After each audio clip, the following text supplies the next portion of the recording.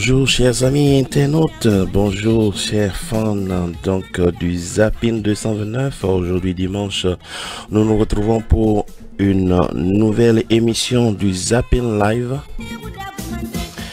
Et ça c'est avec Kiri Kanta, la béninoise Kiri Kanta, que nous démarrons donc cette émission.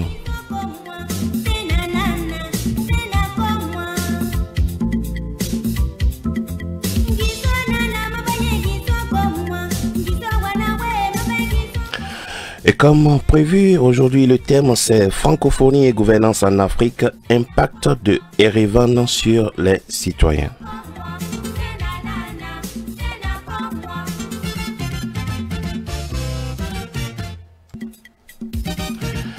Eh bien, pour en parler aujourd'hui, je vais recevoir dans un instant le professeur Aimé Avolonton, qui est déjà passé plusieurs fois sur cette émission, sur cette plateforme.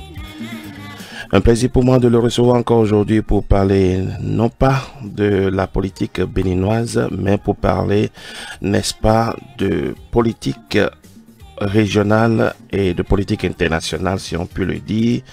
Parler donc de la francophonie et de l'impact, n'est-ce pas, du sommet de Erevan sur les citoyens, sur les Africains, sur les Béninois que nous sommes. Ça m'intéresse beaucoup.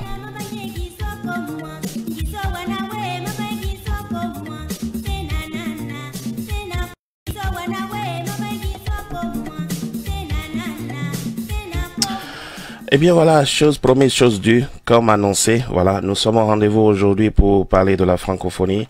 Vous connaissez déjà le principe, au cours de cette émission, vous aurez la possibilité de réagir, la possibilité d'intervenir, la possibilité d'enrichir, n'est-ce pas, cette émission avec vos opinions, vos analyses, votre lecture, n'est-ce pas, de tout ce qui sera dit au cours de cette émission. Voilà, je viens d'établir la liaison avec le professeur Aimé Avolonton. Aimé Avolonton qui est spécialiste en application des nouvelles technologies en pédagogie des langues.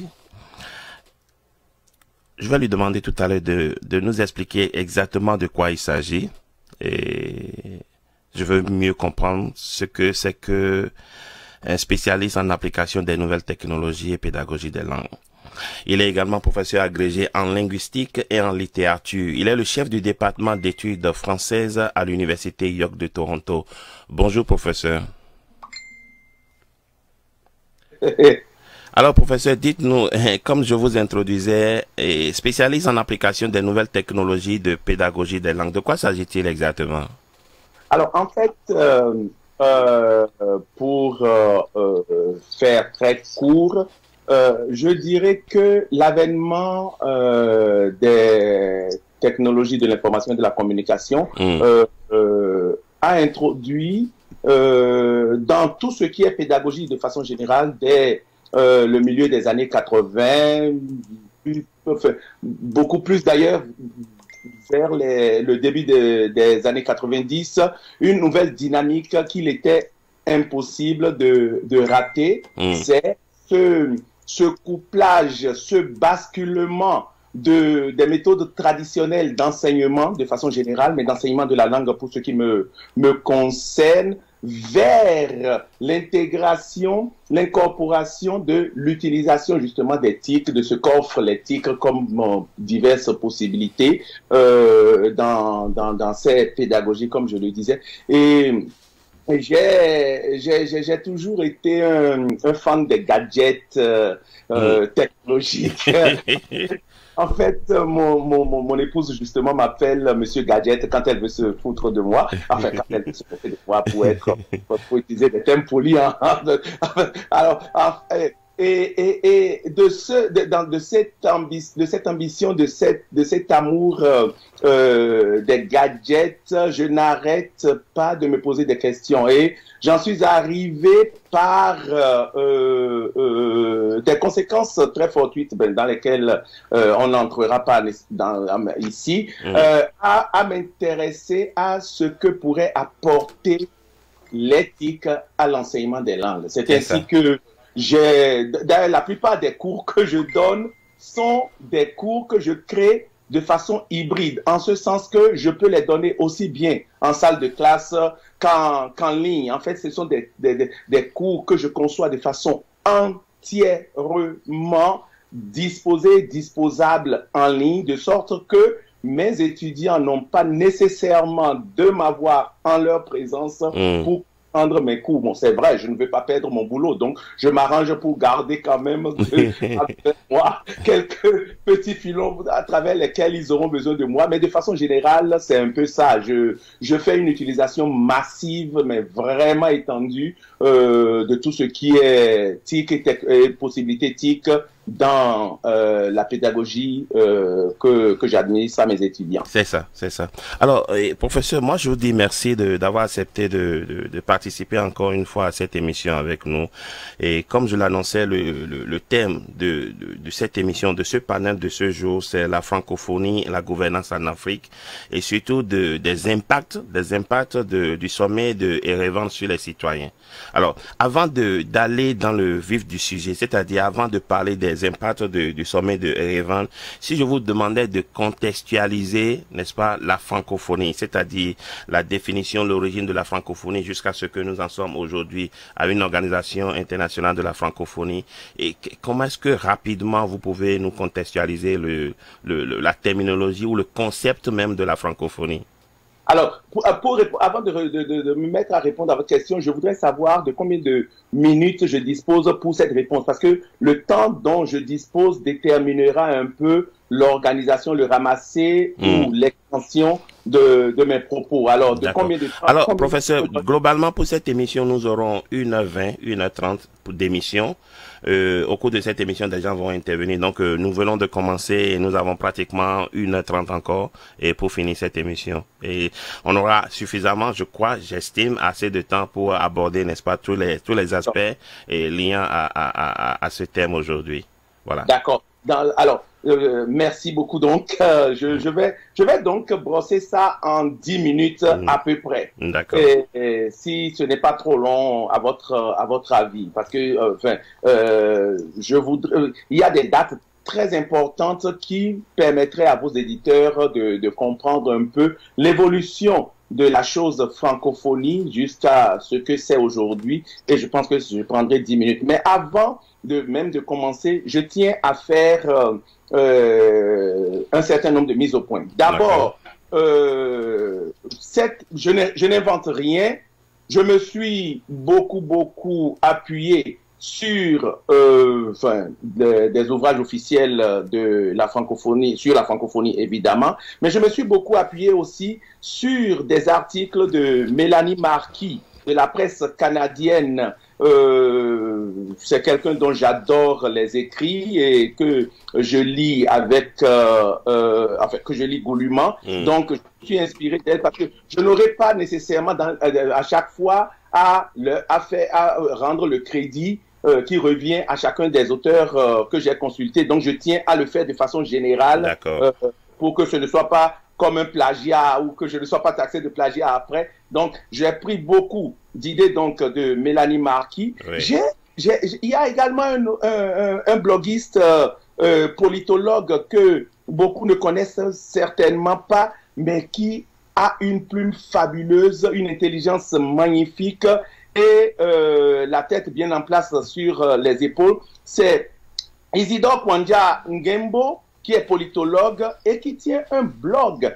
Et il a écrit beaucoup d'articles sur la francophonie, mais vraiment, je vous le conseille. Si vos auditeurs après veulent des références, je pourrais vous les communiquer pour que vous les leur donnez. Et je me suis aussi inspiré beaucoup d'une note rédigée par Kako Nabuko et Caroline Roussi. Kako Nabuko, un ami frère pour qui je voue également une grande admiration. Vous le verrez plus tard. Et Caroline Roussi, qui, dans cette note, prône plaide pour une francophonie de l'action. Nous verrons tout ça en détail. Mais je tenais absolument à situer mes sources, les sources de mes propos autour de ces 4 personnes pour que ce soit clair que, en réalité, je n'invente rien. Bon, même si je me positionne personnellement à l'intérieur de ce qu'ils disent par moment, c'est davantage d'eux que je tiens la chose. Ceci dit, alors, en fait, je commencerai d'abord, Monsieur Panou, par vous donner une base à laquelle je me référerai assez régulièrement plus tard quand on arrivera à la partie politico-économique de la francophonie. Oui. Je veux que vos auditeurs aient à l'esprit la division tripartite que l'académicien Jean-Christophe Ruffin a proposé ou a faite de la francophonie. En fait, Jean-Christophe Ruffin définit 3 types de francophonie. La première francophonie, c'est celle qu'il appelle la francophonie de la conquête. Alors, quand on parle de la francophonie de la conquête, on entend évidemment les pays africains, anciennement colonies. Colonie française, oui. Et quand je dis anciennement, je mets anciennement entre griffes parce que dans les faits, anciennement, on devrait rayer la chose, mais bon, ça c'est un autre débat. Donc il y a cette francophonie de la conquête, selon Ruffin, Jean-Christophe.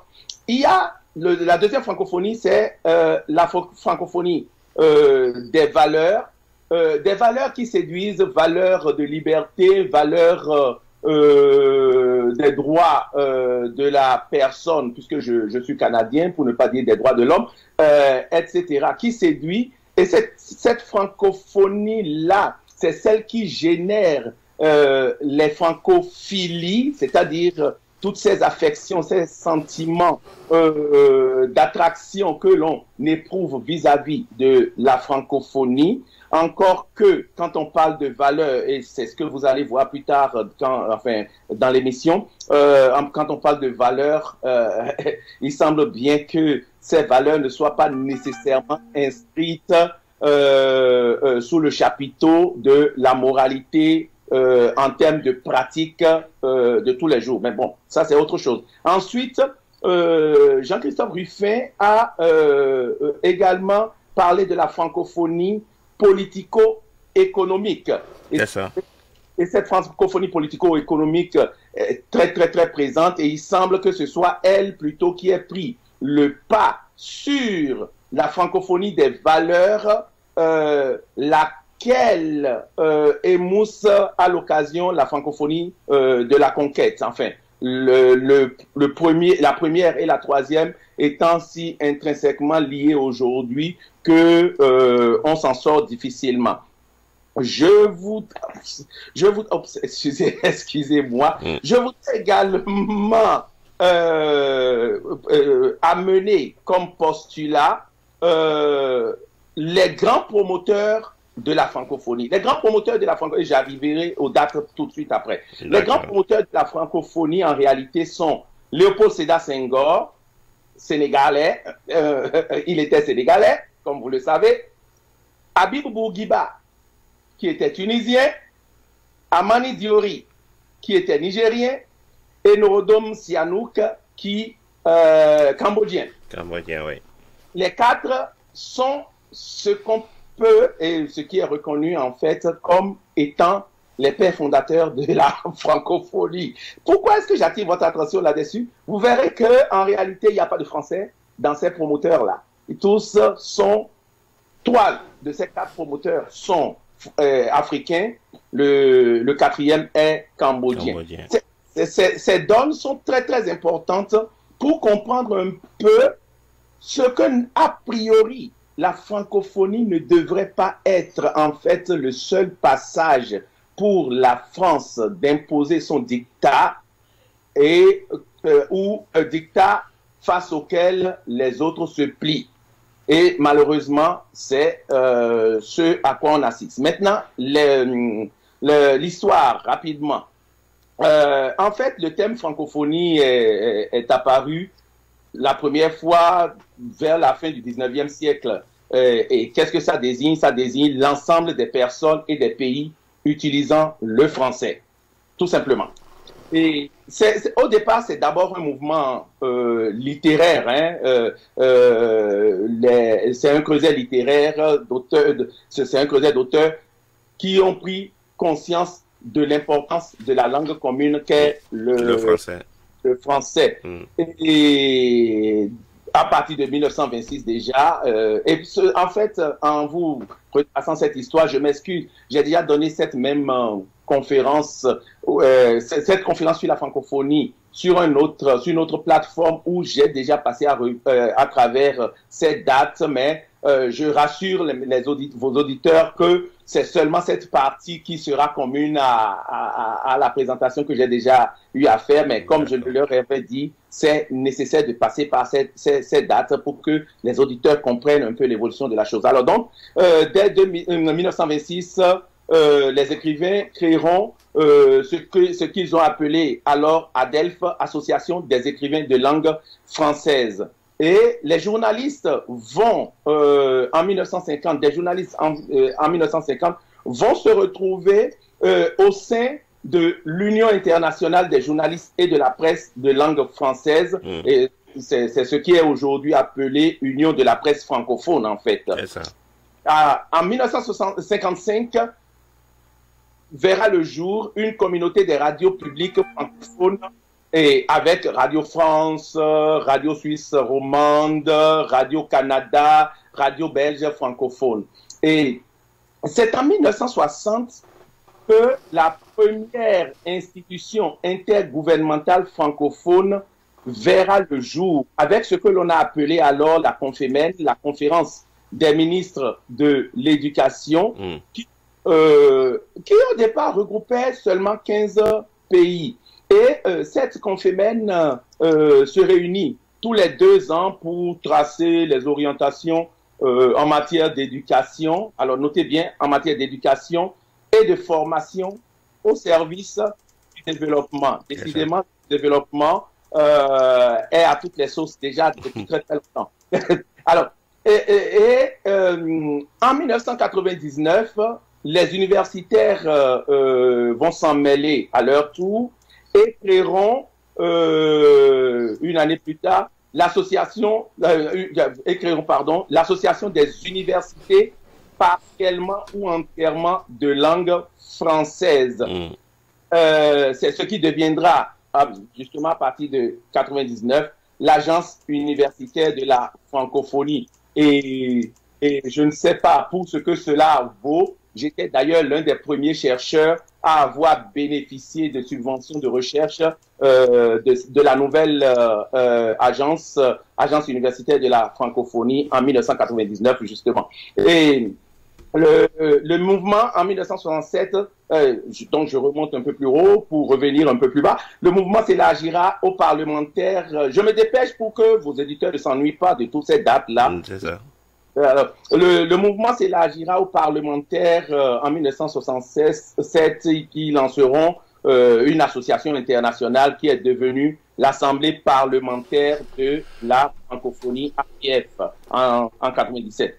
Et selon la charte de la francophonie, l'Assemblée constitutive du dispositif francophone, c'est celle-là, l'Assemblée parlementaire de la francophonie. Alors, la conférence des ministres de la jeunesse et des sports, CONFEJES, qui a été créée en 1969, va constituer avec la Confémen, c'est-à-dire la conférence des ministres, la deuxième conférence ministérielle permanente de l'organe de la francophonie. Et là, la date charnière est celle que je m'en vais vous donner maintenant. C'est le 20 mars 1970. C'est le 20 mars 1970 qu'à Niamey, les représentants de 21 États et gouvernements signeront la convention qui portera la création de ce qu'on appelait dans le temps l'Agence de coopération culturelle et technique. C'est très ACCT, c'est ça.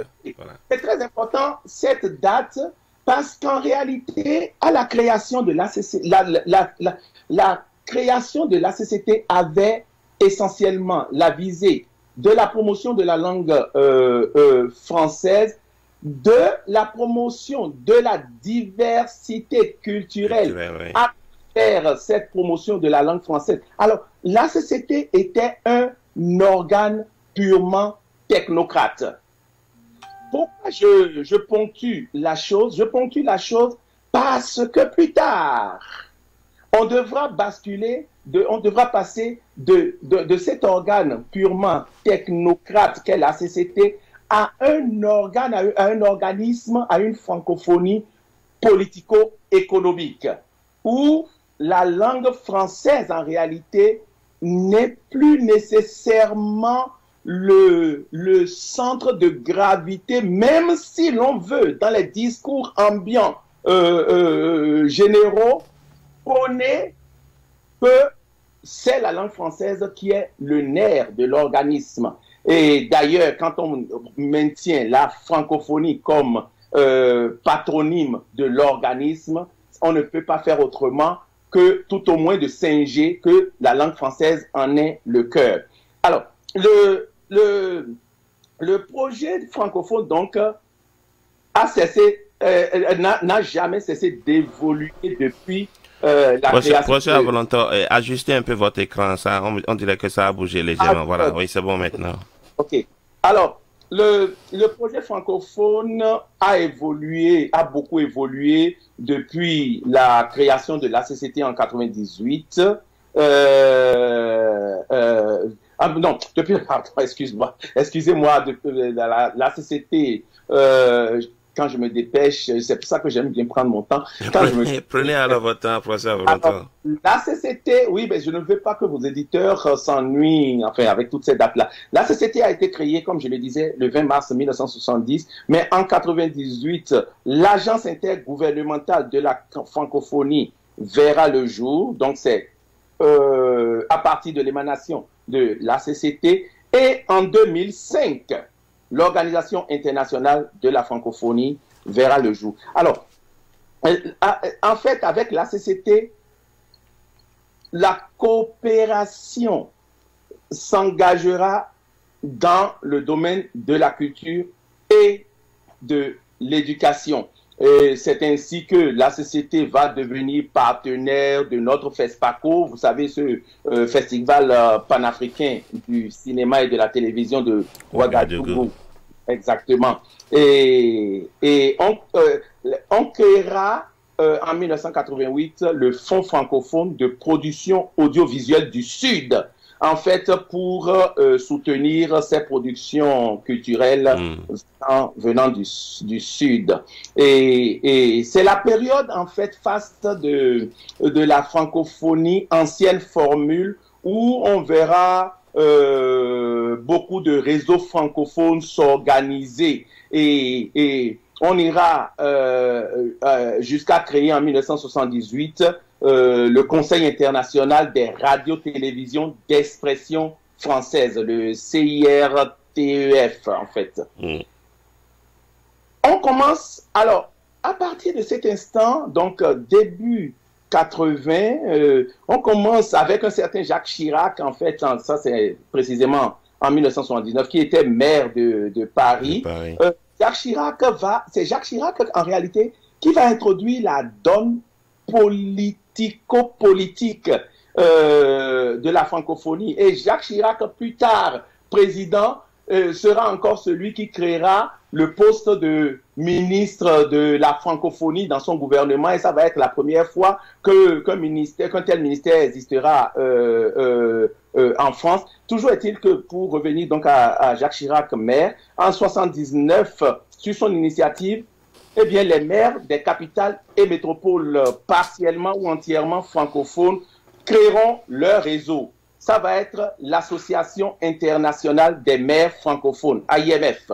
Et cette association deviendra un grand opérateur à partir de 95 de la francophonie. Notez que 95, comme on le verra plus tard, c'est justement la date de redéfinition de l'organisme à partir du sommet de Cotonou, ce fameux sommet où Soglo, le président Soglo, avait fait sa grosse bourde en prenant le crachoir de la francophonie comme son socle de pré-campagne future électorale, et c'est ce qui lui vaudra d'ailleurs le renouvellement de son mandat à la tête du pays 1 an plus tard. Enfin bref, en 1984, TV5 voit le jour et à partir de l'alliance de 5 chaînes de télévision publique, TF1, Antenne 2, France 3 et RTBF pour la santé. Alors, en fait, en 1986 que le consortium de télévision publique Québec-Canada rejoindra donc cet ensemble de chaînes. Alors, TV5 Afrique, TV5 Amérique latine verront le jour en 92. Ensuite, ça va être TV5 Asie en 96. TV5 États-Unis et TV5 Moyen-Orient en 98. C'est seulement en 2001 que la chaîne qui est dénommée TV5 Monde verra le jour. Et aujourd'hui, ça compte 7 chaînes de télévision et TV5 Québec-Canada. Alors, en fait, il y a une nouvelle dimension politique qui s'introduira, qui se greffera ou qui même supplantera la dimension technocratique que la CCT voulait maintenir autour de la francophonie. Et le sommet de la francophonie se réunira pour la toute première fois en 1986 à Versailles sous l'invitation du président François Mitterrand de l'époque. Et notez bien, c'est sur invitation. Donc, il ne s'agit pas simplement d'être pays francophone pour s'estimer membre nécessairement du sommet de la francophonie à l'époque. 42 États et gouvernements participeront à ce premier sommet. Et c'est là que ces États et gouvernements retiendront 4 domaines essentiels de coopération multilatérale. Et notez bien le multilatéral dans ce que je vous dis là. Ce fameux multilatéralisme qui est la gangrène, la plaie aujourd'hui des semblants de démocratie du Sud qui sont les nôtres en réalité, parce que je vous expliquerai un peu plus tard pourquoi est-ce que j'entrevois le multilatéralisme comme étant une gangrène pour nos États. Toujours est-il que c'est à ce sommet en 1986 que ces 4 pôles vont être définis: le développement, les industries de la culture et de la communication, les industries de la langue ainsi que le développement technologique couplé à la recherche et à l'information scientifique. 86 donc va être l'année où la France va se positionner désormais pour commencer vraiment à diligenter ou à essayer de diligenter l'organisme. Sinon, jusque-là, la France, oui, grande partenaire ou grande, comment je dirais, grande sœur, elle se comportait davantage comme grande sœur que comme paternalisante jusque-là. C'est à partir de 86 et sous François Mitterrand que la France désormais va décider de se positionner comme père de la chose. Et pour être plus conforme donc à cette dimension politique qu'elle a acquise, eh bien, en 1995, au sommet de Cotonou, la francophonie va se doter d'un poste de secrétaire général. Et c'est à partir de cette nouvelle définition de responsabilité au sommet donc de l'organisation que nous aurons un peu une clé de voûte de ce système institutionnel. Et c'est 2 ans plus tard, donc au sommet de Hanoï en 97, que le premier secrétaire général, nul autre que Boutros Ghali, sera élu. Mais je veux faire une petite parenthèse pour que vous voyez un peu le rôle très dangereux pour nos démocraties que joue la France à travers cet organe francophonie. Et je tiens à préciser que je fais ici œuvre de chercheur, je ne fais pas œuvre de politicien. Je fais œuvre de chercheur et le chercheur en moi se doit de regarder les faits, de les analyser et de les projeter à travers ce qu'il conçoit comme étant l'émanation scientifique de ces observations. Alors donc, Boutros Ghali, en fait, n'a pas eu son renouvellement de mandat aux Nations Unies. Il n'a pas eu son renouvellement de mandat aux Nations Unies. Pourquoi? Parce que soit bouc émissaire tout désigné, soit véritable responsable, et je pense davantage à cette deuxième éventualité qu'à la première, véritable responsable de l'incapacité des Nations Unies à gérer le drame du génocide rwandais. En fait, Boutros Ghali a écopé de la sanction de n'avoir pas su insuffler un leadership assez conséquent pour contrer ou tout au moins gérer en miniaturisant les conséquences la crise rwandaise. Alors vous voyez, le Rwanda a toujours été présent dans la chose francophone depuis très longtemps. Alors, qu'est-ce que la France a fait? En fait, la France, un peu comme pour se dédouaner, a récupéré Boutros Ghali et l'a placé comme secrétaire général de la francophonie. C'est tout simplement ça et regardez l'histoire de la façon dont le premier secrétaire de la francophonie a été nommé. C'est vrai, vous me direz que c'est sur le consensus de tous les États membres. Et je vous dirai, suivez un peu mon regard. et regardez également ce qui s'est passé en 2018. Et vous comprendrez plus tard qu'en réalité, et là,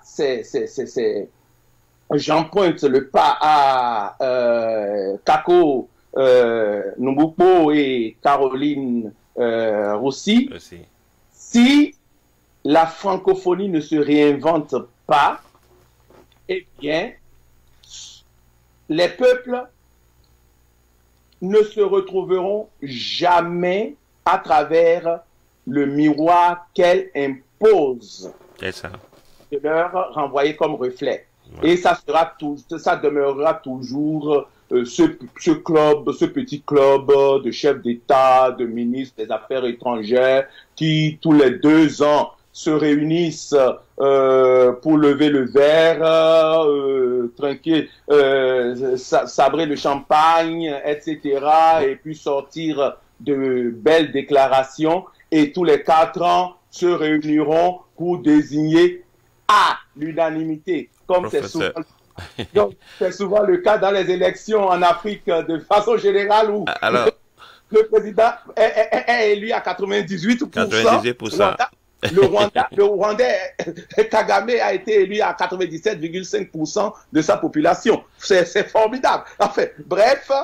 Alors, professeur, je suis tenté de vous demander, parce que parfois on a tendance à croire, lorsqu'on voit, disons, l'historique même de la francophonie, lorsqu'on regarde tous les moyens qui sont mis, n'est-ce pas, en œuvre, n'est-ce pas, pour supporter les instances de la francophonie.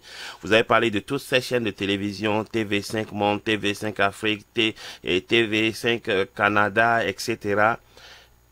Parfois, on se demande si la francophonie n'est pas tout simplement juste pour maintenir la langue française, d'accord, dans le concert des langues parlées dans le monde. Aujourd'hui, le français est la 5e langue parlée au plan international.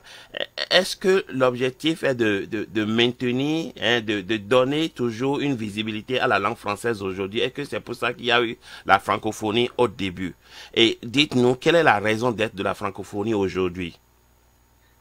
Alors, vous avez apporté un élément très, très, très intéressant. Est-ce que s'il n'y a pas la francophonie, je voudrais ajouter, s'il y avait pas la francophonie, s'il n'y avait pas des instances comme la francophonie, l'OIF, ACCT, et puis tout ce qu'il y a de culturel autour de la langue française, est-ce que le français est voué à disparaître comme l'ont été certaines langues, le latin et tout ça?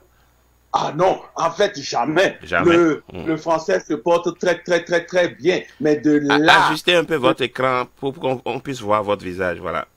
Ok. Non, non, le français est quand même une langue très, très, très, très, très puissante, très internationale et dotée d'une grande, grande, grande tradition culturelle et intellectuelle. Et ce qui est certain, les langues qui sont portées par de puissantes traditions culturelles et intellectuelles ne disparaîtront jamais. Au contraire, elles ne feront que... Mais par contre, je voudrais nuancer un peu ce que vous dites, que le français est la 5e langue la plus parlée au monde. Je ne veux pas refroidir les ardeurs, mais je tiens quand même à préciser que les chiffres démographiques de la francophonie ne prennent pas en compte un certain nombre de paramètres que l'on appellerait des paramètres des niveaux de francophonie. Si c'était le cas, eh bien, ça baisserait drastiquement. Donc, le français serait peut-être la 7e ou la 10e langue parlée au monde? Bon, le chercheur en moi garde quelques réserves de classifier, mais par contre... en fait, c'est du fait de s'être installé dans ce complexe de jeu de pouvoir face à l'anglais que les chiffres doivent être absolument amélioratifs pour la chose. Et c'est ce qui amène les démographes de l'ère francophone à exclure complètement de leur méthodologie de nombreux éléments contextuels qui aurait été, si on veut faire des analyses rigoureuses, très dommageable pour les chiffres. Et dans un ouvrage Maurer en 2015, dans son ouvrage Mesurer la francophonie et identifier les francophones, inventaire critique des sources et des méthodes, définit la francophonie comme le francophone en fait comme une personne capable de s'exprimer, écoutez bien, une personne capable de s'exprimer en français, quel que soit son niveau ou sa maîtrise d'autres compétences comme l'écriture ou la lecture. Donc, on n'a pas besoin de savoir écrire, on n'a pas besoin de savoir lire le français pour être décrété francophone. Alors, vous voyez un peu ce que j'essaye d'amener à travers cette démonstration. Maintenant, pour revenir à la question, quelle est la raison d'être de la francophonie aujourd'hui? Quelle est la raison d'être de la francophonie aujourd'hui? Je vais vous répondre en amenant un certain nombre de choses. Regardez, le Togo héberge la direction régionale de la francophonie de l'Afrique de l'Ouest, n'est-ce pas? Je crois que c'est 4 ou 5 pays, ok? Mais cette francophonie a été boutée dehors et par l'opposition togolaise et par le gouvernement togolais quand la francophonie voulait proposer ou imposer sa mission d'observation ou de gestion de la crise togolaise. Donc, la francophonie n'a pas été en mesure bien qu'ayant ce bel immeuble, je ne sais même plus trop dans quel quartier c'est, toujours est-il que la mission de la francophonie, zéro. au Togo, je veux dire, 0. Surtout que, jusqu'aujourd'hui, le rapport du général Sangaré sur le Togo n'a jamais été publié depuis 2015. Depuis 2015. Je vais un peu vers le centre, au Gabon, où cela a pris 8 mois à la mission de la francophonie, quand l'Union européenne avait déjà depuis longtemps dénoncé la mascarade qu'étaient les élections présidentielles gabonaises, quand tous les organismes observateurs des droits de l'homme avaient déjà dénoncé tout ce qui était travers grave à l'éclosion de la démocratie dans les élections présidentielles au Gabon. Cela a pris 8 mois à la mission de la francophonie pour sortir son rapport. Et quel rapport? Un rapport assez laconique. Entre-temps, cela a pris à la France juste une après-midi pour débarquer le président Gbagbo. Cette même France, à travers l'organe de la francophonie, est incapable de gérer les travers des dictateurs à la tête des États africains.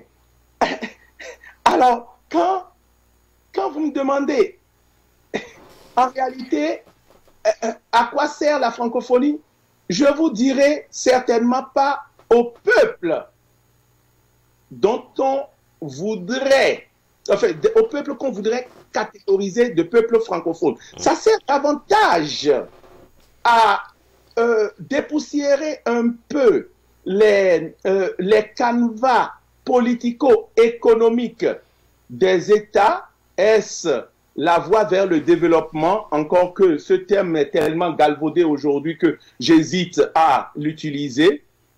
Mais toujours est-il que la francophonie n'est pas au service des peuples dits francophones aujourd'hui. Et je ne sais pas, enfin, est-ce que je réponds à votre question? Bien sûr, bien sûr, bien sûr, bien sûr, vous êtes toujours dans la ligne.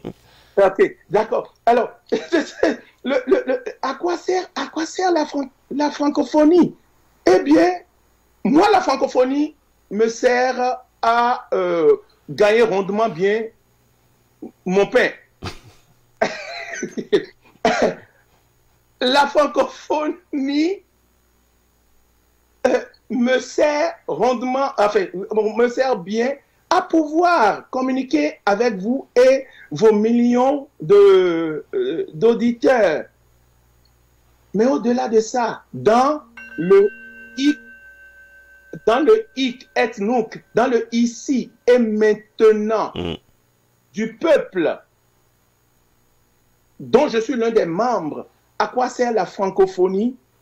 Je continue de me poser cette question. Sauf que je me pose cette question d'un double point de vue. D'abord du point de vue du citoyen des peuples du Sud, même si je suis citoyen canadien, mais je me pose également la question en tant que chercheur ayant appris à structurer sa pensée et à l'exprimer à travers la merveilleuse langue qu'est le français. Et de ce point de vue, je revendique mon droit à insuffler, à participer à la réflexion sur le repositionnement de la langue française à l'intérieur de la francophonie pour que le seul aspect, parce que c'est vrai, un ensemble de données géostratégiques font qu'aujourd'hui ce serait utopique de vouloir envisager et larguer de la francophonie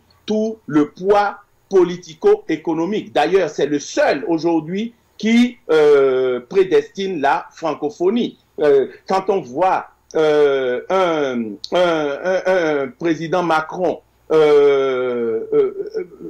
proférer à satiété que l'avenir de la francophonie se trouve aujourd'hui dans les bassins du Congo, dans le bassin du Congo, et quand on sait que dans ce bassin du Congo, en réalité, il y a la deuxième plus grande forêt tropicale au monde, dont le comité de préservation est justement piloté par la France, quand on sait que un peu de l'autre côté de la frontière, toujours dans ce même bassin, donc dans le Kivu, on a tout ce que la planète Terre regorge de ressources minières. Vous avez l'or, vous avez le cobalt, vous avez le cuivre, c'est-à-dire, cette région du Kivu à elle seule peut nourrir l'humanité entière pendant 5 siècles. Quand on pense que le Rwanda, à travers son positionnement géostratégique et aussi à travers l'influence de son président Kagame sur les groupes rebelles qui contrôlent les actions dans le Kivu, les actions de rébellion, etc., dans le Kivu, on est en droit, en tant que chercheur, de se poser la question de savoir si le choix du Rwanda, malgré tous les dossiers de contentieux qui existaient jusqu'au lendemain du dernier sommet à Erevan, Paul Kagame était poursuivi pour crimes contre l'humanité. Le matin à 8 heures du lendemain du sommet de Erevan, toutes les charges ont été abandonnées contre Kagame, comme par enchantement. Et comme par enchantement, c'est la ministre des Affaires étrangères qui est très très très proche de Kagame qui a hérité du fauteuil du secrétariat général de la francophonie. On va d'ailleurs revenir sur ces points parce que en fait c'est le thème principal de notre émission. Tout ce que nous avons dit jusque-là, nous avons essayé de contextualiser la francophonie jusqu'à là parce qu'en fait nous aurons à parler des impacts, n'est-ce pas, du sommet de Erevan, n'est-ce pas, sur les citoyens. Mais avant d'arriver là, et puisque je crois il y a eu Boutros Ghali, il y a eu Abdou Diouf, il y a eu Michaël Jean qui est 3e secrétaire. Nous en sommes maintenant au 4e secrétaire, n'est-ce pas, de l'organisation de la francophonie. Le 3e ou la 3e secrétaire est votre compatriote, elle est canadienne, elle est d'origine haïtienne, elle a achevé son mandat, cela ne lui a pas été renouvelé. Quel regard jetez-vous sur l'exercice donc de Michaël Jean à la tête de l'organisation de la francophonie en tant que francophone, en tant que citoyen et en tant que chercheur? Alors, je dois dire que l'avènement Michaël Jean à la tête de la francophonie est très symptomatique de ce qu'est aujourd'hui la francophonie. Non, en fait, de ce qu'elle projette être, mais de ce qu'elle n'est pas encore. En ce sens que, d'abord, je dois dire que Michaël Jean n'a d'haïtienne que ses gènes et ses origines. Sinon, Michaël Jean est davantage un produit canadien. Michaël Jean a été justement gouverneur général du Canada. Et qu'est-ce que ça signifie? Ça signifie que Michaël Jean est la représentante, c'est-à-dire le chef d'État du Canada, donc représentante de la reine d'Angleterre au Canada. Et de ce point de vue, je pense que Michaël Jean est davantage canadienne que haïtienne, sans lui dénier ses gènes haïtiennes. Ça, c'est pas ce que je veux dire. Néanmoins, le passage de Michaël, d'abord, l'avènement Michaël Jean a été un coup dur, en fait, pour la France et ses subordonnés. Et là, je suis très gentil en utilisant que le mot subordonné. J'ai un autre mot en tête. Ses subordonnés gouvernants africains. Ça a été, en fait, un choc pour eux au sommet de Dakar en 2014. Oui. Et c'est d'ailleurs ce qui a fait que les Africains, les gouvernants africains ont beaucoup boudé les actions de Michaël Jean, surtout à travers leur absence très très remarquée au sommet d'Antananarivo en 2016. Il y avait qu'une vingtaine de chefs d'État au sommet de Madagascar en 2016 pour ce premier sommet organisé par Michaël Jean. Mais Michaël Jean a également péché par sa trop grande ambition à ne pas vouloir nécessairement rester cadré dans les limites définies par la France et ses grands amis gouvernants africains. Michaël Jean a essayé, à un moment donné, d'empiéter sur le terrain de la démocratie, et elle se basait en fait sur la déclaration de Bamako en 2000, qui était la déclaration normative de la nécessité de la francophonie de gérer au mieux la gouvernance, ou du moins d'impacter au mieux la gouvernance démocratique des pays justement membres de l'organisation de la francophonie, mais on sait que quand on pense à ça, c'est davantage les pays africains. Et c'est Michaël Jean a voulu donc élargir, ou du moins, non, même pas élargir, asseoir les textes de la francophonie, surtout, comme je le dis, à partir de cette déclaration de Bamako en 2000. Bamako 2000, ça fait 18 ans. C'est ça. 18 ans. Et elle a commencé à... ce n'est pas péjoratif, au contraire. Moi, je suis très admiratif de ce que Michaël Jean a essayé d'accomplir à la francophonie. Donc, c'est davantage ironique envers ceux qui l'ont sacrifié.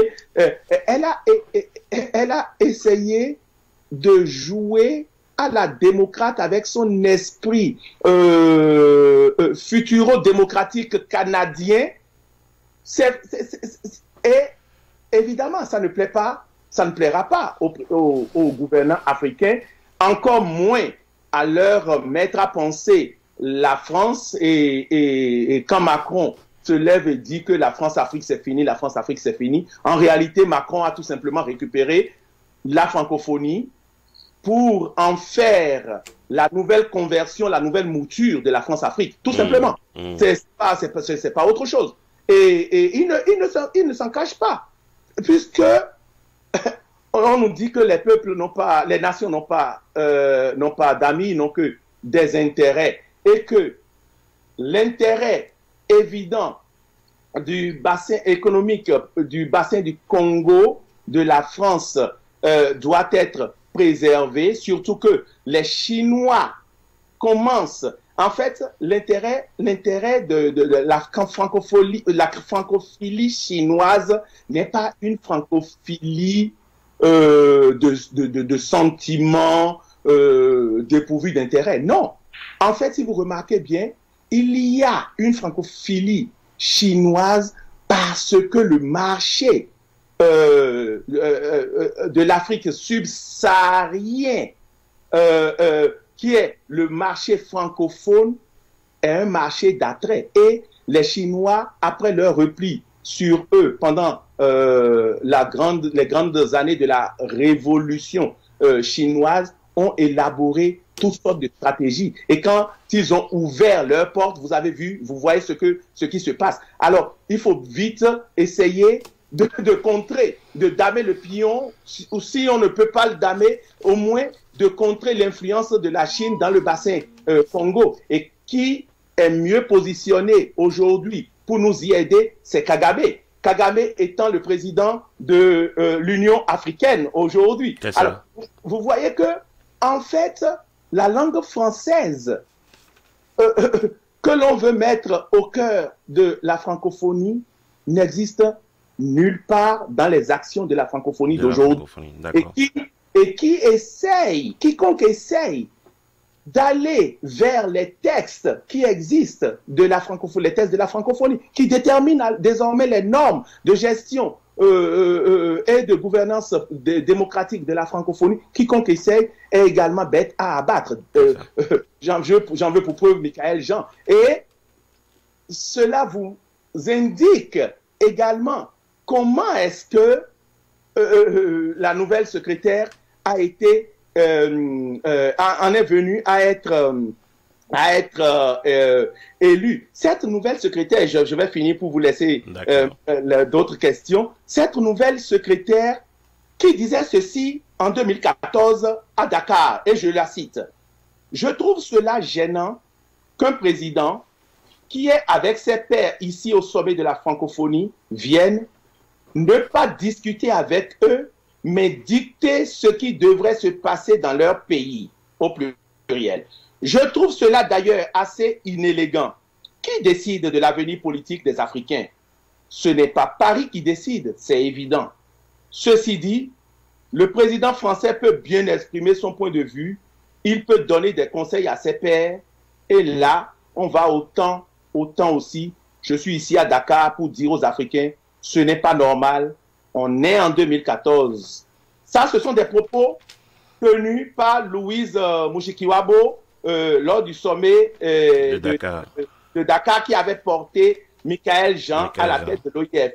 Et je remonte à ce que je disais par rapport à Boutros Ghali, que la France n'a pas soutenu pour un renouvellement de mandat aux Nations Unies, mais que la France a alors récupéré pour faire parachuter le premier secrétaire de l'OIF. Et fait très important, mais que beaucoup, certainement de vos auditeurs, ne savent pas, c'est que en 2014, ce n'était pas au départ Michaël Jean qui était pressenti pour être secrétaire de la francophonie. C'était Blaise, exactement. Voilà. C'était Blaise Compaoré qui était très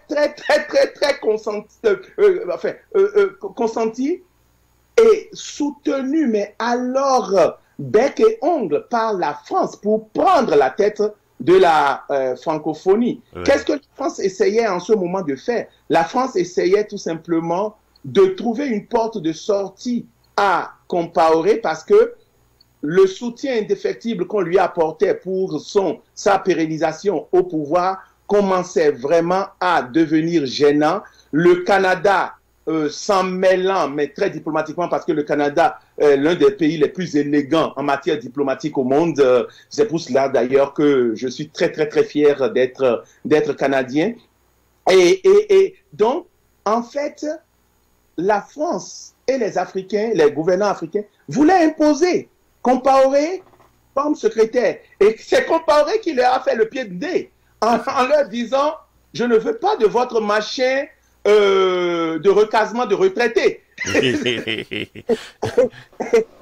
Sauf que il n'avait pas vu venir le poids du peuple burkinabé qui a exprimé un peu plus tard. Et c'est là que je lance un vibrant conseil à ces gouvernants-là qui pensent qu'aujourd'hui, détenant le pouvoir, que ce soit par une certaine légitimité des urnes ou que ce soit par une certaine imposition de cette légitimité, eh bien, je leur lance un vibrant appel.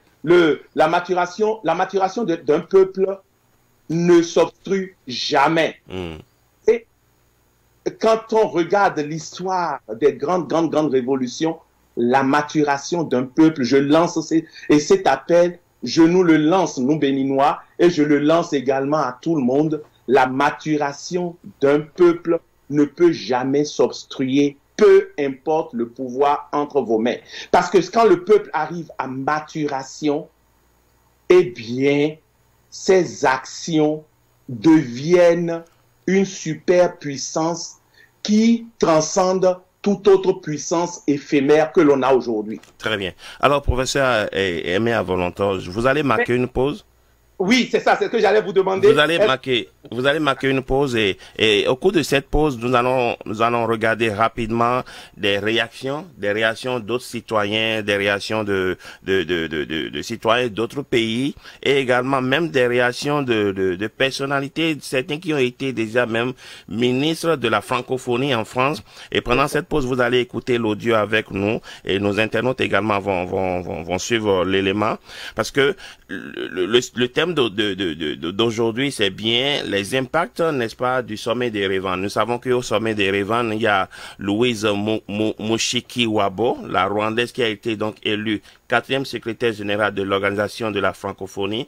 Et ce n'est pas sans remous. Alors, quelles sont les réactions, n'est-ce pas, d'autres citoyens, d'autres nationalités? Nous allons rapidement regarder ça. Vous allez prendre donc une pause et nous allons nous retrouver juste après. Alors, est-ce que je peux quand même proposer quelque chose? Est-ce que vous pouvez d'abord observer un petit intermède, une minute, le temps. Bien sûr, rapidement, ce que je ne peux pas. Bien sûr, d'accord. Allez, on se retrouve dans une seconde. Voilà. Une petite pause, voilà. C'est bon, on se retrouve dans une seconde. Ouais.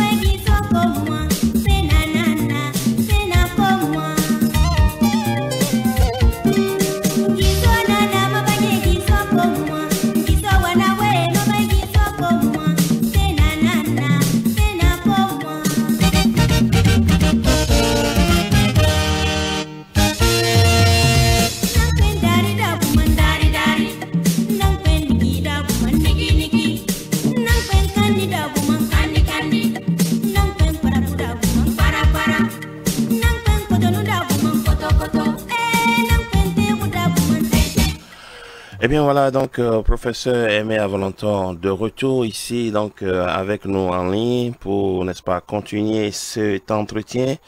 Alors voilà, une petite pause. Merci à Kiri Kanta qui nous a offert cette belle mélodie et ça nous permet de faire la transition pour pouvoir regarder cet élément. En fait, c'est un panel qui a été organisé par la Fondation Jean Jaurès. La Fondation Jean Jaurès, c'était un débat au cours duquel l'universitaire Kako Nukupo et Caroline Roussy, dont le professeur a longuement parlé tout à l'heure, il a plusieurs fois appelé leur nom, les a cités.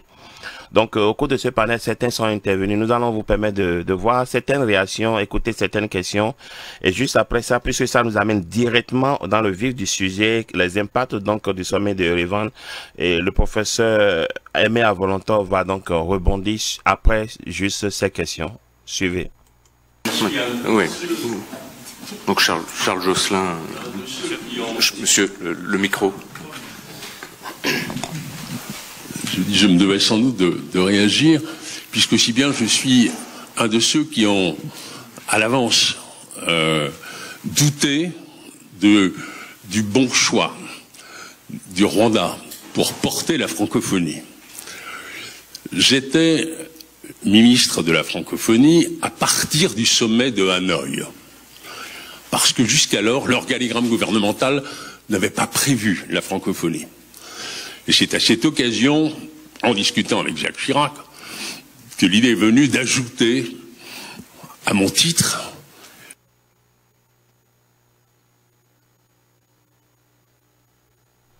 je crois un petit problème technique et on va voir de quoi il s'agit.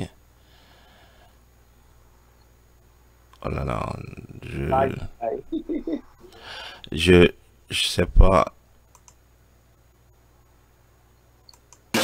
Oui. Donc Charles Josselin. Monsieur, le micro. Je me devais sans doute de réagir, puisque si bien je suis un de ceux qui ont, à l'avance, douté du bon choix du Rwanda pour porter la francophonie. J'étais ministre de la francophonie à partir du sommet de Hanoï, parce que jusqu'alors, l'organigramme gouvernemental n'avait pas prévu la francophonie. Et c'est à cette occasion, en discutant avec Jacques Chirac, que l'idée est venue d'ajouter à mon titre, je n'étais que secrétaire d'État à la coopération, je serai ministre délégué plus tard, on a ajouté la francophonie. Déjà, c'est la diplomatie qui a prévalu, pas le français, dans la désignation de Boutros-Ghali. L'affaire du Rwanda avait déjà dévalorisé en quelque sorte Boutros-Ghali aux Nations Unies. Et c'est pour ça qu'il n'a pas été reconduit comme secrétaire général des Nations Unies. Et c'est pour ça que la France, pour s'excuser de ne pas le soutenir aux Nations Unies, lui a proposé la francophonie. C'est important de rappeler cette histoire-là. Quelques années plus tard, j'ai été envoyé pour convaincre Wade de porter la candidature de Diouf à la présidence. Car Wade redoutait que Diouf profite des wagons de la francophonie pour revenir à Dakar. Il m'a fallu deux voyages pour le convaincre. Diouf est probablement le bon exemple d'un secrétaire général à la hauteur, et je ne joue pas sur sa taille, et un authentique africain. Le copte, Boutros, pouvant être discuté de ce point de vue, et il le fut. Ce fut néanmoins parce qu'il avait aussi la dimension un bon secrétaire général de la francophonie. Je ne porte pas jugement sur les autres. Ce que je veux dire, c'est que le français, dans tout cela, semble totalement oublié. On est en face d'une organisation multilatérale qui s'exprime plutôt en français, dont la moitié des membres maintenant ne parlent pas français. J'en ai eu beaucoup d'exemples, y compris Gagamé avec qui je me suis exprimé, entendu mal, très mal. En anglais, peut-être qu'en français les choses se seraient mieux passées. Mais c'est vrai que ce jour-là, je n'ai pas exprimé beaucoup de sympathie pour lui, pas plus qu'après sa dernière élection avec 97% des voix. Alors je veux bien, quand vous dites, si on ne prenait que les États démocratiques, il resterait quoi? Argument facile. À ce point, non. L'histoire de la conquête du Rwanda par Kagame reste à écrire, et on a totalement oublié les massacres que les siens ont commis. On n'en parle pas de cela. Ça, c'est quand même une réalité. Ce n'est pas non plus quand même une invention que de dire que le français n'existe plus dans les programmes d'enseignement au Rwanda. Ne parlons pas de l'adhésion au Commonwealth. Madame Jean avait un avantage. Elle était haïtienne.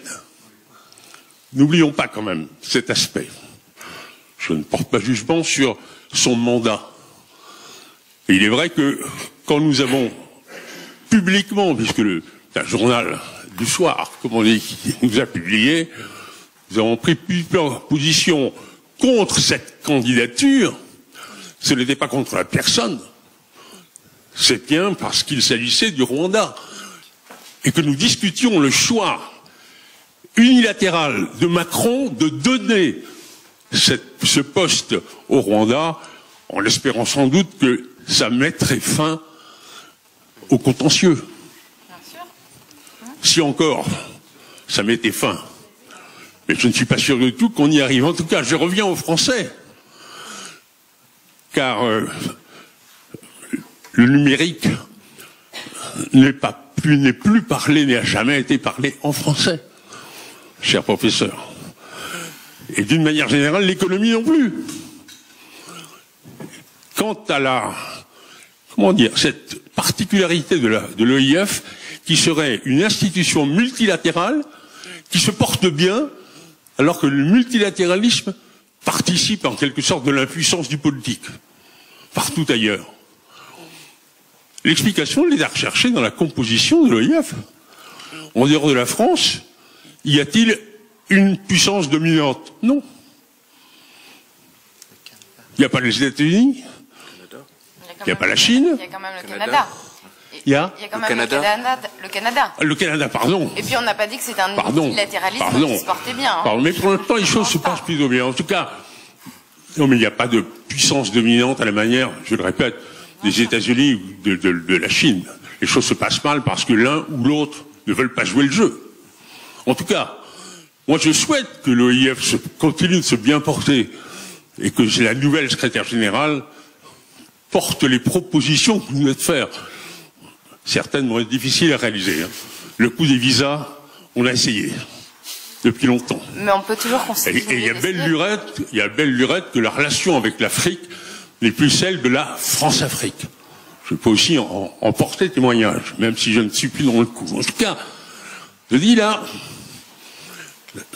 je vous ai trouvé trop empressé à vouloir encore étendre le champ de l'OIF, risquant, comme l'Europe l'a fait, à vouloir trop élargir, oublier de s'approfondir et surtout d'oublier l'objectif premier qui était quand même, malgré tout, le français, sa pratique et quand même, malgré tout, ses valeurs.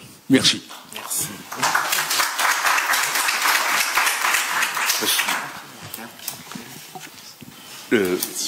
Attends, il y avait une... Yvan, alors, après on va... Merci, bonsoir. J'ai lu la note. Je m'appelle Laurence Ndong, je suis originaire du Gabon et je fais partie de la société civile gabonaise. Et j'ai lu la note attentivement et j'ai bien écouté ce que vous avez dit, notamment lorsque Kako parle de construire une francophonie des peuples. C'est important, c'est primordial, il faut que les peuples se reconnaissent dans la francophonie. Et je vais parler de l'Afrique centrale où il y a un grand déficit de démocratie avec peut-être notre frère jumeau le Togo. Et dire que les peuples africains ne peuvent pas se reconnaître dans une francophonie justement institutionnelle lorsqu'ils sont représentés par des chefs d'État qu'ils n'ont pas élus, qui ont peut-être la légalité, mais qui n'ont pas la légitimité parce qu'on sait tous qu'ils sont là par des élections fraudées. Et souvent, tout le monde se tait. Lors de la dernière élection présidentielle au Gabon en 2016, en août 2016, la francophonie, l'OIF a envoyé des observateurs. Alors que la mission d'observation de l'Union européenne a rendu son rapport dans les délais, et un rapport qui était accablant pour le régime en place, le rapport de la francophonie s'est fait longuement attendre. Il a fallu que nous interpellions Madame Jean, que nous organisions des sit-ins devant le siège de la francophonie, pour que plus de 8 mois après, nous ayons ce rapport d'observation des élections qui, évidemment, a été quelque part contraint de s'aligner sur celui de l'Union, des observateurs de l'Union européenne qui avaient relevé des fraudes. Pour retenir leur expression, ils disaient que l'élection, ils avaient relevé des fraudes qui mettaient en cause non seulement le processus électoral, mais les résultats annoncés. Mais l'OIF s'est tue. Et donc, si on veut que les peuples africains se reconnaissent, il faut effectivement que vous puissiez renforcer, revaloriser l'action de la direction politique, mais on ne pourra pas faire on ne pourra plus faire l'économie de la démocratie, on ne pourra plus faire l'économie, on ne pourra plus se taire, et les peuples ne se reconnaîtront pas dans ces dirigeants qu'ils n'élisent pas et qui de surcroît les dominent, qui de surcroît les oppriment, les privent de toute forme de liberté. Et donc ces questions-là, il va falloir mettre les pieds dans le plat et ne plus simplement accorder de la légitimité à des chefs d'État qui ne le sont pas. Parce que les populations ne se reconnaîtront toujours pas dans cette francophonie institutionnelle qui, pour eux, est celle des dictateurs. Merci. Yvan, Madame. Ouais. Bonjour, Catherine Bell-Renucci, professeure de français de base. Je me posais la question, oui, de la légitimité démocratique des élections, bien sûr, mais aussi de la lutte contre la corruption.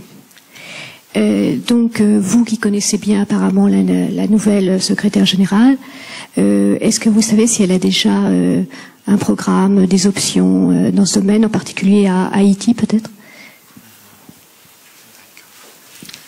Oui, pardon. Non, simplement, moi, pour revenir aux Français, finalement, c'est ça qui nous occupe. Le reste, c'est beaucoup plus compliqué. Alors, on dit qu'actuellement, il y a 200 millions de locuteurs. Et que, en 2050, vous disiez, il y en aura 700 millions. Moi, j'aimerais savoir sur quoi on s'appuie sur ces chiffres. Parce que, dans mes anciennes responsabilités à la mairie de Paris, j'ai pas mal voyagé. Et dès qu'on sort des endroits les plus urbains, le français n'est pas parlé et pas compris. Moi, on nous dit que au Sénégal, 27% des habitants du Sénégal parlent français. Les autres, ils parlent le Wolof et voilà, ils comprennent pas le français.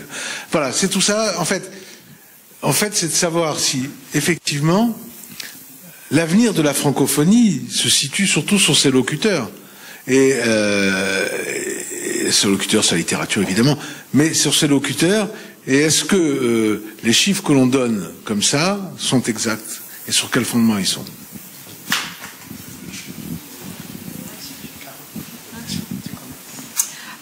Oui, alors donc je vais... Voilà, et on est de retour ici en direct avec le professeur Avolanton, et n'est-ce pas, pour continuer cette émission, professeur, je dois vous préciser que nous avons encore 25 minutes. 25 minutes au chrono pour la fin de cette émission, et ça nous permet de rebondir sur tout ce que nous avons entendu, parce que ça nous amène directement sur les impacts, n'est-ce pas, du sommet de Erevan, ce sommet qui a consacré donc l'élection de la Rwandaise Louise Mukishiwabo, n'est-ce pas, au poste de secrétaire général de l'Organisation internationale de la francophonie en remplacement de Michaël Jean. Et quel est l'impact? Alors, vous avez suivi tous ceux qui sont intervenus. Je m'excuse auprès de nos amis internautes qui n'ont pas pu voir, n'est-ce pas, les visages de ceux qui posaient des questions, de ceux qui exprimaient leurs réactions. C'est un élément que j'ai récupéré ailleurs. Donc, voilà, malheureusement, la caméra ne les avait pas montrés. N'empêche que ce qu'ils avaient dit était pertinent, et je vais laisser le professeur rebondir dessus et nous amener directement sur les impacts, n'est-ce pas, du sommet de Erevan. Pourquoi y a-t-il des inquiétudes? Ce n'est pas la première fois que on fait l'élection d'un secrétaire général, n'est-ce pas, au poste de quelqu'un ou même d'un Africain au poste de secrétaire général de la francophonie. Il y a déjà eu un Égyptien, il y a eu un Sénégalais, et maintenant nous avons une Rwandaise. Donc l'Afrique est plutôt bien logée, n'est-ce pas, et professeur? L'Afrique est plutôt bien logée. Trois Africains sur quatre. 3 Africains sur 4 secrétaires, l'Afrique est plutôt bien logée. Pourquoi y a-t-il des récriminations par rapport, n'est-ce pas, à cette élection, et pour ne pas dire par rapport à ce sommet de Erevan en Arménie? En fait, vous avez très bien raison, M. Panou, de dire que l'Afrique est très bien logée. Mais est-ce que l'Afrique est logée à la bonne enseigne? Je ne crois pas. L'Afrique est très bien logé dans ces errances de gouvernance antidémocratique, de gouvernance de persécution des peuples, de ces peuples, à travers la grande bénédiction qu'est la francophonie, bras presque économico-politiquement armé de la France. Et je tiens à faire 2 autres observations. Oui. En fait, Michaël Jean a été celle qui, à coup de voyages diplomatiques et de jeux de coulisses, a été celle qui a convaincu Kagame de ne pas sortir de la francophonie parce que Kagame voulait sortir de la sortir le Rwanda de la francophonie il y a à peine 3 ans. Mais il n'a pas fait, de toutes les façons. Le français n'est plus à enseigner au Rwanda. C'est l'anglais qui est enseigné désormais. C'est ce que et le Rwanda a exprimé sa volonté d'adhérer, n'est-ce pas, au Commonwealth. En fait, il a adhéré au Commonwealth. Il a adhéré au Commonwealth. Est-ce qu'on a besoin de plus de preuves pour montrer que le Rwanda a rejeté la francophonie? Mieux encore, le Rwanda n'a pas payé sa quote-part de cotisation depuis en 2015, en 2016, en 2017 et en 2018. Il a fallu toute la pression récente d'un certain nombre de ténors de la francophonie mettant de l'avant l'impossibilité de porter sur l'étendard de cette organisation protéger sa ministre des Affaires étrangères si il ne s'acquittait pas de ça. Donc, le Rwanda a payé ses quotes-parts d'arriérés de 4 ans il y a quelques mois. Il y a à peine 2-3 mois. Et personne ne le sait. Donc, et ce que disait l'ancien ministre de la francophonie, Charles Jocelyn, est tellement pertinent et je suis heureux d'entendre cela de ceux justement qui ont été dans le système qui perpétue cette France-Afrique, même si, bon, lui, il a dit qu'il est témoin de ce que ça n'existe plus, évidemment. Enfin, les intérêts ne sont pas du tout les mêmes. Mais n'empêche qu'il a dit des choses très, très, très pertinentes et qu'il s'est positionné. Mais ceux-là font partie, et c'est ce que Caroline Roussy et Kako Nabucco dénonçaient quand ils se sont avec véhémence opposés à cette levée, enfin, ce qu'ils appellent une hypocrisie tout simplement organisée, d'anciens secrétaires d'État à la francophonie qui aujourd'hui s'indignent du choix du Rwanda, alors que membres influents du système, ils n'ont fait que perpétuer. Aujourd'hui, et c'est l'analyse que Kako et Caroline ont faite, en fait, entre la légalité et la légitimité, le Rwanda se trouve en très bonne posture. On ne l'a pas exclu de la francophonie. Il est membre à part entière de la francophonie de ce titre-là. Légalement, il peut très bien postuler à la primature de la francophonie et légitimement tout autant. Alors, ce sont les règles qu'il faut changer. Et de ce point de vue, ce ne sont pas les peuples, justement, comme je le disais en début d'émission, qui bénéficient de ce que c'est que la francophonie.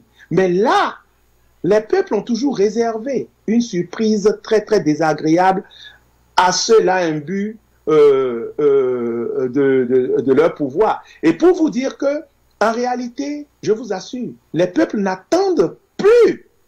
Pendant un moment, on y a cru, enfin, pendant un moment très, très, très, très lointain d'ailleurs, on y a cru. Mais les peuples n'attendent plus du tout leur salut de l'extérieur. Les peuples insufflent de façon endogène leur propre salut. Et de ce point de vue, la francophonie et les francophonistes, je veux parler des gouvernants, hein, et les francophonistes peuvent continuer leur tutu-pampan. Cela, comme je le disais, n'arrêtera jamais la marche du peuple vers sa maturation. Et cette élection, ce n'est même pas une élection. La candidature rwandaise, pour ceux qui ne le savent pas, a été insufflée par la France et imposée aux gouvernants africains. D'ailleurs, de toutes les façons, ont-ils vraiment une volonté? Pour avoir de la volonté, il faut avoir un élan patriotique. Et j'en vois très, très, très, très peu parmi eux, malgré tous les beaux discours derrière lesquels ils se cachent, très peu qui ont eu une formation intrinsèque de civisme. Et c'est là le problème, puisque pour eux, le développement est toujours cette importation de l'extérieur. Et c'est ce que, puisqu'on est en plein dans l'impact sur les peuples, et c'est ce qui les amène à être complètement dans les champs, dans leur notion de développement et de développement pour leur peuple. En réalité, le développement, comme je l'ai toujours dit dans mes conférences, etc., le développement, c'est un processus. Le développement ne peut pas être une fin en soi. On ne peut pas aller importer le développement de Paris et venir l'imposer à Cotonou. Par exemple, à travers les espaces verts.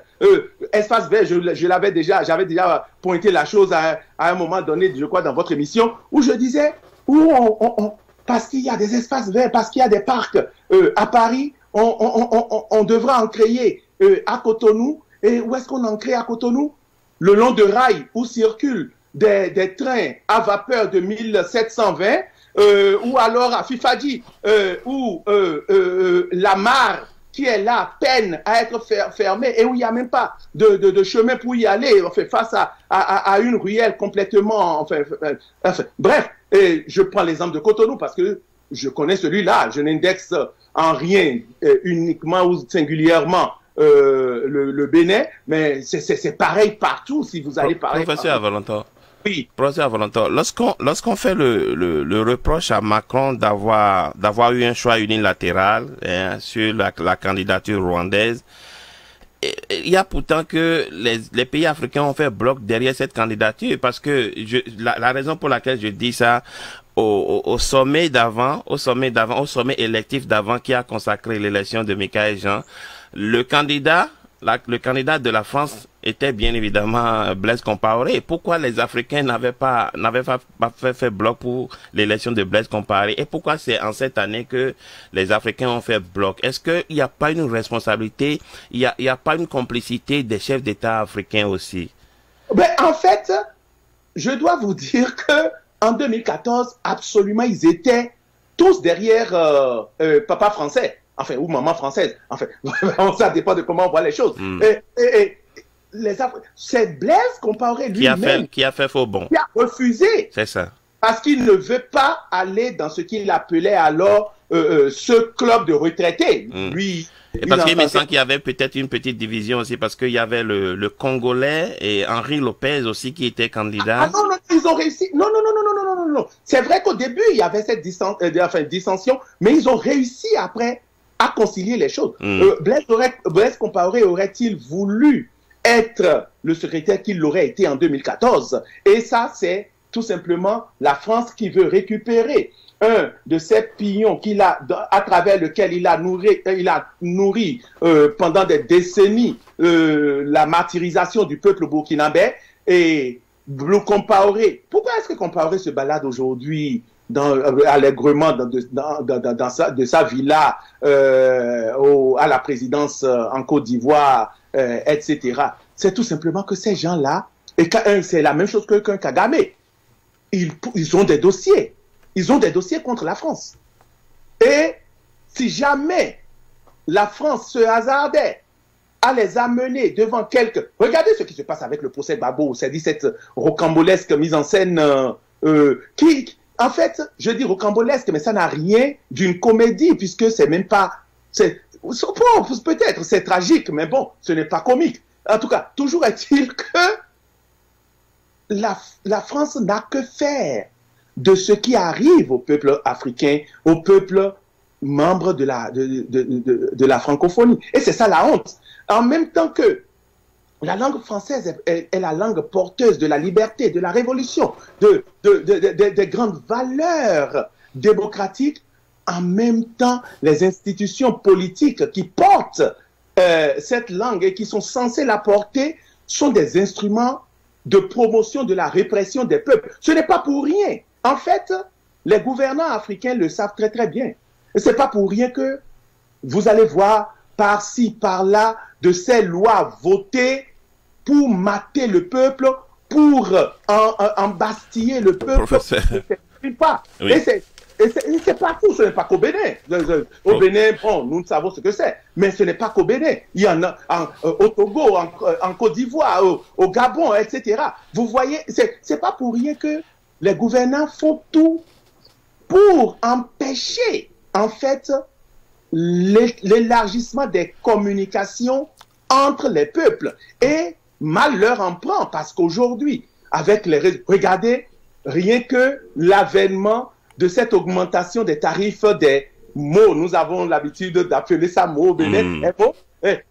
Regardez comment, malgré cette tentative d'étouffement, regardez, le peuple béninois s'est organisé, et en l'espace de 72 heures, le gouvernement n'a eu d'autre choix que de se dédire, et de se dédire avec la diplomatie. Bon, ça, je la comprends, parce que pour garder un peu l'équilibre de l'autorité, oui, il faut bien passer par un certain nombre de canaux. Mais faudrait dire que la francophonie aujourd'hui, dans sa seule dimension politico-économique, ayant évacué toute la dimension culturelle, etc., ne porte en rien des valeurs morales qui pourraient aider les peuples. Mais les peuples ne sont pas dupes. Les peuples ne sont pas si dupes qu'ils s'organisent et ils savent s'organiser. Alors, professeur,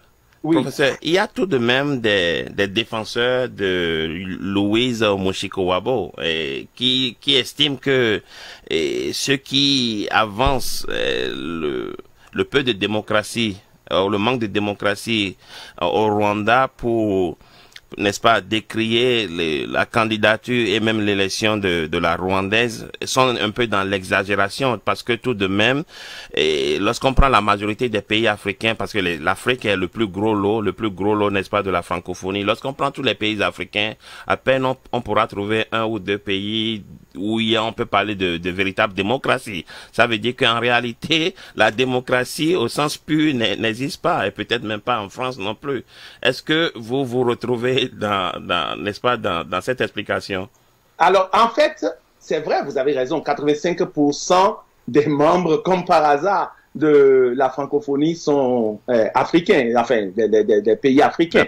Et de ce point de vue, c'est vrai que si les Africains avaient été éduqués à une certaine unité d'action à travers une perception unitaire également des intérêts, c'est sûr que ce à quoi on assiste aujourd'hui ne pourrait pas se passer. Néanmoins, et je parlais d'éducation intrinsèquement civique des gouvernants tout à l'heure, et c'est ça le drame, le danger. Ce qui gouverne les choses aujourd'hui, hier et peut-être continuera jusqu'à ce qui est renversement de la vapeur, ce sont les intérêts. Et c'est pas toujours les intérêts des nations, quoi qu'on en dise. C'est souvent des intérêts individuels. Je n'entrerai pas dans certains détails. Et cette élection en fait, il y a jamais, ce n'est même pas des élections, Monsieur Panou. C'est des décisions de consensus. Ce ne sont pas des élections. Il n'y a pas d'élections, en fait. C'est des décisions de consensus. Et c'est d'ailleurs en cela que j'ai trouvé un peu dommage l'insistance de Michael Jean jusqu'au sommet d'Erevan à vouloir briguer. En tout cas, moi, il y a une certaine fierté que je pense qu'elle aurait pu avoir, qu'elle n'a pas eu dans l'expression de sa douleur. Et je comprends l'expression de cette douleur, mais je ne comprends pas la forme de l'expression de cette douleur. Néanmoins, la démocratie, Macron s'en moque. D'ailleurs, Macron le dit très clairement, il dit que le politique de l'Afrique, c'est-à-dire l'aspect politique de l'Afrique, c'est à l'Union africaine. Ça veut tout dire. Ça veut dire je me balance éperdument de ce qui se passe dans vos pays, etc. En autant que les organismes, les organes qui sont censés vous représenter, et en l'occurrence l'Union africaine, présidée par Kagame, je précise, tant et aussi longtemps qu'ils sont d'accord pour que ce qui se passe chez vous continue de se passer, pourquoi pas. Macron était passé ici au Canada et certains Togolais offrant un spectacle très très très piteux et très miteux, lui disent Macron vient nous aider, etc., etc. J'étais gêné à leur place, j'étais mal à l'aise à leur place. Et Macron de leur répondre avec l'ironie acerbe qu'on lui connaît. Je ne suis pas le président togolais, je ne suis pas le Togo. Allez, vous adressez aux autorités. Professeur Avolanton, nous sommes pratiquement au terme de cette émission. Je vais prendre une seule intervention et juste après cette intervention, vous aurez 5 minutes, n'est-ce pas, pour nous conduire sur, n'est-ce pas, les dernières lignes de cet entretien et aborder les points essentiels que vous auriez aimé aborder. Je crois que j'ai l'ami Abdel Ouassi qui est en ligne. Allô? Oui, bonjour Vital, merci beaucoup. Oui, et très rapidement, Abdel, en 1 ou 2 minutes. Parfait. J'ai juste beaucoup de questions à poser au professeur Avolanton par rapport au sujet. D'accord. Et merci professeur, merci beaucoup pour votre exposé. On a vraiment compris. Comme vous savez, je fais partie des gens qui sont vraiment déçus du dernier sommet de la francophonie. Et je me demande, est-ce que après ce sommet-là, cette francophonie ne va encore exister? Par ailleurs, vous savez, Michaël Jean, notre compatriote canadien, ce sont d'abord les Canadiens qui ont commencé par l'affaiblir avec des rapports sur la rénovation de son bâtiment en France. C'est les journalistes canadiens qui l'ont affaibli pour dire qu'il y avait une mauvaise gestion. Et ça lui faisait vraiment mauvaise presse. Et on a constaté que les Canadiens, ces journalistes-là, malgré tous les instruments qu'ils ont, ils n'ont jamais pu aller faire des dossiers pour sortir, pour montrer que le Rwanda en avait contre le français, que le Rwanda ne payait pas ses cotisations, qu'il y a droit de l'homme, qu'il y a non-respect des droits de l'homme au Canada. Ils n'ont pas fait ça jusqu'à la dernière minute, jusqu'à faire monter la candidature de sa rivale. Comment vous appréciez cette donne-là? Et en considérant que Michaël Jean faisait partie des gens de la presse ici au Canada, est-ce qu'il n'y a pas une jalousie? Et considère aussi qu'elle a la peau noire, est-ce qu'il n'y a pas aussi des racisme dans l'exploitation de tout ce qui s'est passé? Mais celle qui a été élue est africaine, elle est noire. Celle qui a été élue n'est pas blanche non plus. Mais oui, justement, si le candidat si les gens voulaient défendre sa candidature, ça partait d'abord des journalistes. Et je crois qu'ils ont joué, il y a un jeu qu'ils ont joué dedans là qui fait que ça a affaibli cette dame. Heureusement qu'elle a quand même tenu le flambeau jusqu'à la fin. Elle n'a pas raté l'occasion pour donner ces mots à ces présidents-là. Qui vraiment, si vraiment les Africains, ils ont vraiment de la roi, ils ont l'honneur en eux, ils doivent se retrouver parce que ce qu'elle tire aujourd'hui là, c'est le fait qu'elle a pu aller jusqu'au bout et a pu quand même s'exprimer sur la tribune là pour leur dire ce que vous avez fait aux yeux du monde, ça n'a pas de sens parce que c'est comme si on a sacrifié la démocratie partout où il y a cet élan de démocratie en accordant ce poste-là au Rwanda. Je voudrais que c'est vraiment les journalistes canadiens, c'est eux qui ont sorti, qui ont mis Michaël Jean en déroule depuis le début de cette année, même depuis la fin de l'année passée. Merci Abdel Ouassi. Voilà, donc qui vous permet directement de conclure cette émission, professeur Avolanton. Alors vous allez rebondir sur ce qu'a dit Abdel Ouassi. Merci Abdel. Et Abdel a pris 1 minute de votre temps précieux. Donc vous avez actuellement, disons, 5 minutes pour finir cette émission. Merci à vous. En fait, M. Pan, je n'aurais même pas besoin des 5 minutes parce que M. Abdel Ouassi a magistralement résumé la première et grande partie de ce que j'allais dire par rapport à Michaël Jean, en cela que c'est encore la francophonie canadienne, en l'occurrence le Québec, qui a, à travers sa presse, une certaine presse, pas toute la presse, parce que justement il y a encore des journalistes qui s'en étaient offusqués, qui à travers une certaine presse a décidé de descendre Michaël Jean en tirant sur elle à boulet rouge de partout sur des sujets. L'immeuble que l'on reproche à Michaël Jean, par exemple, d'avoir rénové avec l'argent de la francophonie, savez-vous que cet immeuble, justement, appartient au gouvernement canadien, à Paris?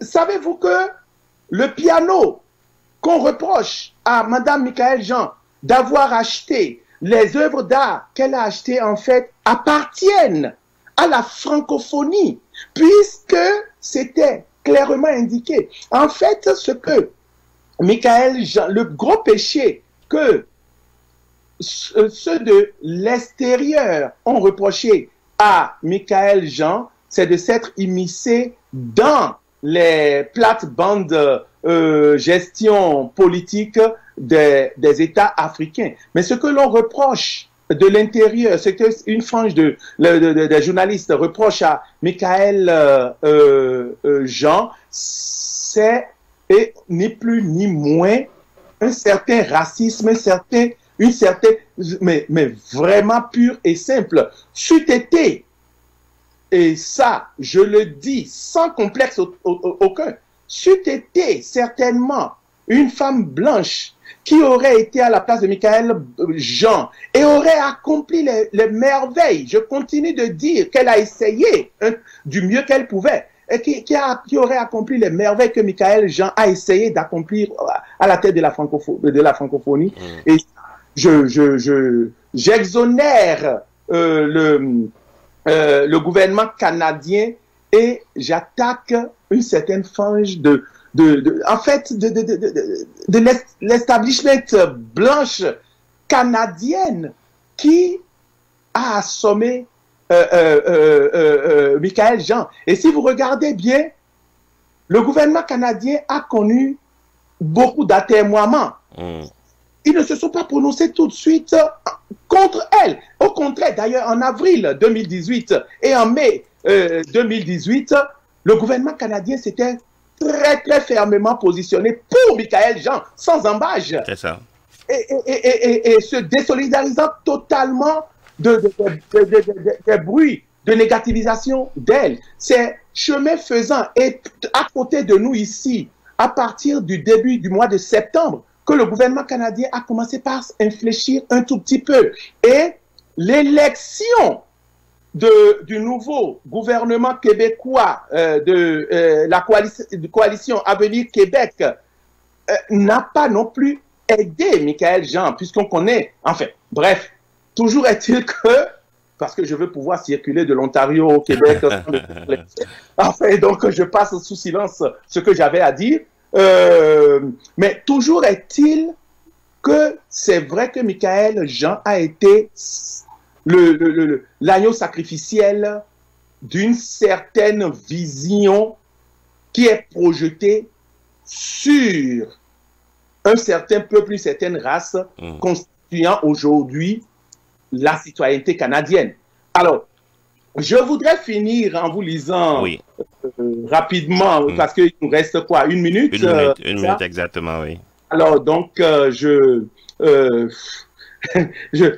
voudrais lire, je vous ai parlé de Isidore Kwanja Ngembo, dont je suis un grand fan, qui disait, attendez que je retrouve, il dit, et ça c'était avant l'élection, où il disait, s'agissant des valeurs fondamentales chères à l'OIF, sur lesquelles l'action du secrétaire général devra reposer, il suffit de lire les différents rapports d'Amnesty International et de Human Rights Watch sur la situation des droits humains au Rwanda pour constater les défis énormes que ce pays a en ce qui a trait aux libertés publiques et individuelles. C'est ça. On ne peut parler de démocratie sans liberté publique. Et dans ce pays, la voix de l'opposition politique est inaudible. Les opposants politiques et prisonniers d'opinion croupissent dans les prisons. L'élection de Mme Mushikiwabo va incontestablement affaiblir l'action de l'OIF, tant dans ses mandats de plaidoyer pour l'usage de la langue française que dans ses efforts pour promouvoir et consolider les valeurs démocratiques dans l'espace francophone. Fin de citation. Et je finis en vous disant que tout de suite, à la fin du sommet de la francophonie, TV5 Monde a tendu son micro au président rwandais pendant 14 minutes, 14 secondes exactement. Je suis l'homme des précisions, c'est un peu ça aussi ma rigueur. Et pendant 14 minutes, 14 secondes, Kagame n'a pu s'exprimer qu'en français. En anglais, qu'en anglais. Pardon, qu'en anglais. Ouais. Les seuls mots que Kagame a prononcés en français, c'était un bonjour dans une certaine légèreté linguistique à vous faire pâlir quiconque, enfin tout mort enterré depuis des siècles. Et le deuxième mot a été un merci teinté d'un bel anglicisme dont j'ai eu honte moi-même pour le journaliste. Bref, je vous remercie infiniment de cet espace que nous avons eu pour parler de la chose. Comme d'habitude, il reste tellement de choses que j'aurais bien aimé pouvoir en dire, mais nous sommes limités par le temps et j'espère que vos auditeurs n'ont pas été déçus de l'émission. Merci. Voilà, donc c'était le professeur Aimé Avolanton qui était notre invité aujourd'hui. Le thème de ce jour, donc, c'est bien la francophonie et nous parlions des impacts, n'est-ce pas, du sommet de Erevan en Arménie et le choix, n'est-ce pas, de la nouvelle secrétaire de l'organisation de la francophonie, donc Louise Mushikiwabo. Voilà, merci professeur, tout un plaisir pour moi de vous avoir reçu aujourd'hui. C'est sûr que nous n'avons pas tout abordé parce que c'est effectivement très important et très riche. Nous aurons d'autres occasions, peut-être certainement, de revenir sur d'autres aspects de la francophonie, parce que lorsqu'on parle de francophonie, on parle de la francophonie politique, la francophonie numérique, la francophonie économique, et bien évidemment, vous le savez que le Bénin, notre ministre de l'information et du numérique a été, n'est-ce pas, celle qui va piloter le numérique au niveau de la francophonie actuellement. On aura l'occasion de revenir dessus. Le numérique, lorsqu'on parle du numérique et que le Bénin est porté si haut, si loin, et qu'au Bénin, il y a des volontés, n'est-ce pas, de bloquer l'accès au numérique à des compatriotes, vous voyez que on aura une occasion de revenir sur ça. Ça m'intéresse. Ah ben, je suis plus que jamais votre homme. D'ailleurs, par aigreur, lors de ma dernière intervention déjà, sur les réseaux sociaux, des gens veulent que vous et moi soyons en couple homosexuel. Professeur Avolanton, merci beaucoup. Merci d'être passé encore dans cette émission. Je vous souhaite agréable dimanche à vous. Et à nos amis internautes qui nous suivent, il y a un débat qui va commencer, qui devrait déjà avoir commencé sur GovTV. Nous allons le suivre ensemble. Professeur Avolanton, merci à vous et bon dimanche. Merci, Monsieur Panoué, merci pour tout ce que vous faites. Au revoir, allez, à bientôt. À bientôt.